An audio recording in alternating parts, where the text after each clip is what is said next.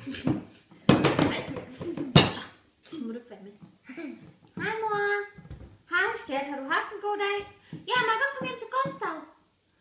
Jamen, det skal vi lige snakke med Gustavs mor om, så det bliver ikke lige i dag. Jo, vi har aftalt det. Er det rigtigt, Gustav? Jo, vi har aftalt det.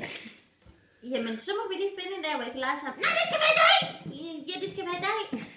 Jamen, det kan ikke blive i dag, fordi at vi skal have nogle andre ting. Jamen, jeg vil lege med Gustav! Jamen, skat, det kan vi ikke i dag, for vi skal noget andet. Jamen, I kan ikke lege sammen. Jeg skal nok ringe til din mor, Gustav, og så må vi finde en anden dag. Men hvad skal vi nu? Mor, vi var lige i gang med verdens bedste leg. Det går, Gustav. Det var en god leg. Jeg vil hjem til Gustav nu. Ellers ligger jeg bare her, indtil jeg er død og helt stiv. Okay, så gør du det, lille skat. Vi ses, så kommer jeg og henter dig på mandag. Ja, du kan bare gå. Jeg er ligeglad. Jeg er fuldstændig ligeglad. Okay, hej skat. Benno, kommer du ikke med ind og leger?